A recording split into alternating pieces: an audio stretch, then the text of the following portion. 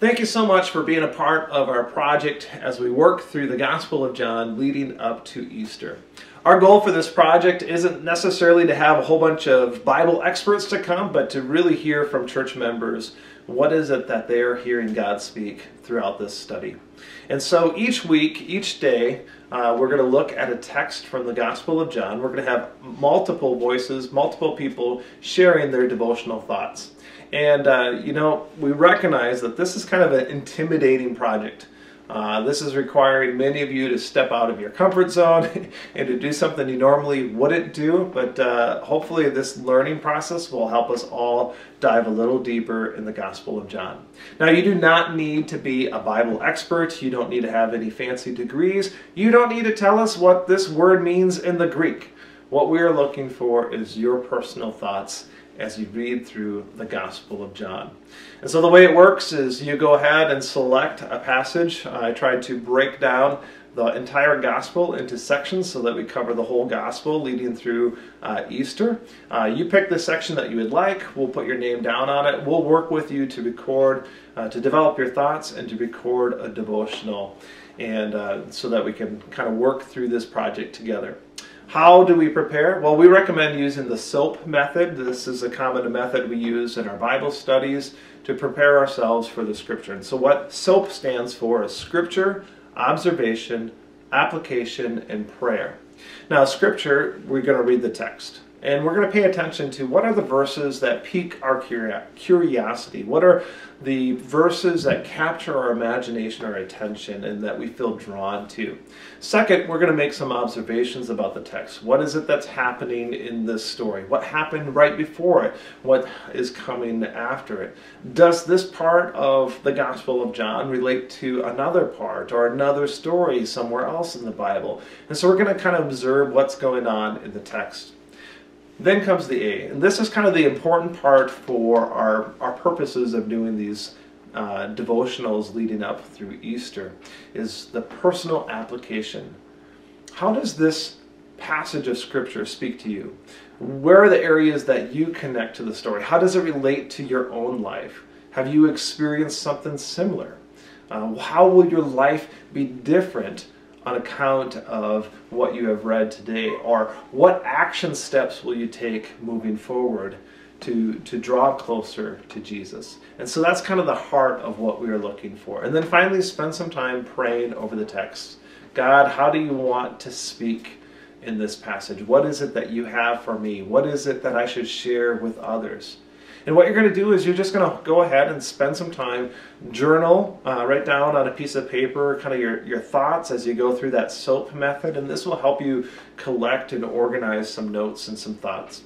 Then you're going to take some time to just write out your thoughts. I typically recommend kind of writing out word for word what you're going to say so that you kind of know the direction you're going to go. Even if you're not reading from that script when we record the devotional, it just helps us to prepare.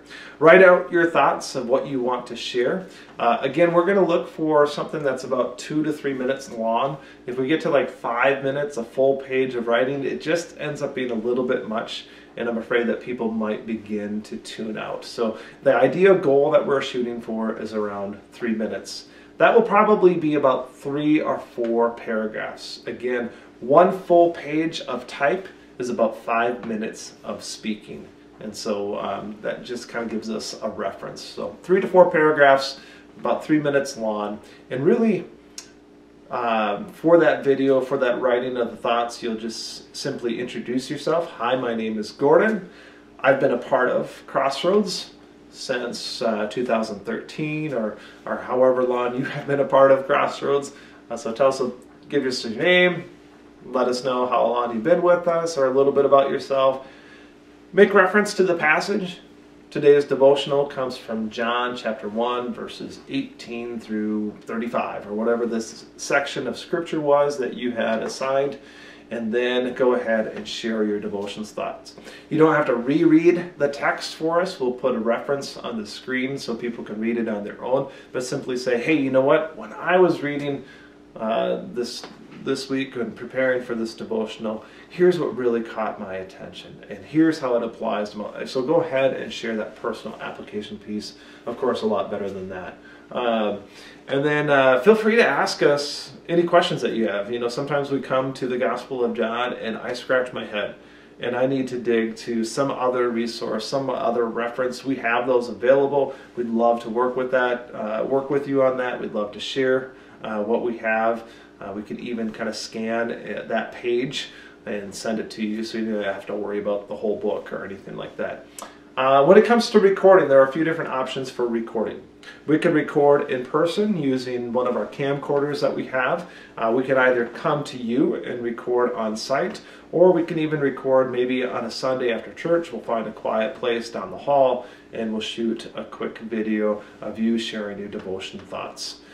Second option might be to use your own device. Maybe you have a camcorder, a digital camcorder, or a phone that you want to use to go ahead and record. Just make sure that if you are using like a cell phone to make a video, to hold it sideways so that we don't have any kind of vertical pictures to try to work with. So hold that sideways so you can record on your own and then send that file, get that file to us somehow. Or we can set up a meeting like on Zoom and we can go ahead and record online that way as well. So a few different options to record your video. The timeline for recording, ideally we'd like to record your devotional thought about 1 week ahead of time. And so if you, let's say your devotion is going to be on the 23rd, well, we would record that video on the 16th. That should give us enough time to go ahead and edit the video, upload it to YouTube, retake anything if necessary, but should give us plenty of time to get that video up. And then it will be scheduled to be released on the day of your devotion. Other than that, important things to keep in mind when recording your video. Probably one of the most important, we want to see you. So if you're recording a video on your own, we're going to pay attention to lighting. You'll notice that I'm recording in my living room here, so I have a nice big bay window here with lots of natural light that's coming in to light up my face. Not creating too many shadows, so hopefully the video quality is clear. Now, if that video was in my background, it probably wouldn't work. And so we want to make sure, because there would be too much light coming from behind and the face would be dark. So we want to be able to see you. The second is the background. Pay attention to what's going on in the background. If you have a window in the background with lots of natural light, again, that's just going to make your face look too dark for us to really see or to use. You might also want to pay attention to, like, hey, what's going on in the background? What are people going to see that maybe I don't want them to see? For instance, I cut off this whole section over here where I have our gingerbread houses that we made on Valentine's Day. Yeah, you probably don't need to see that. I actually removed a few things from the fireplace mantle so it's kind of clean and not terribly distracting. And then the third aspect, and probably one of the most important, would be sound. We would need to make sure that we can hear you, so speak clearly, speak loudly. Sometimes we might even need to slow down our speaking just a little bit so that we can hear that audio clearly. People will put up with glitches in video quality, but if they can't hear you, they will tune out to the video pretty quickly. So that's a pretty important thing to do. I can sometimes fix poor visual, poor lighting, but I can't always fix no sound, as we found on some Sunday mornings. Again, I want to thank you so much for being a part of this project. We look forward to working with you and hope that this is a blessing for you.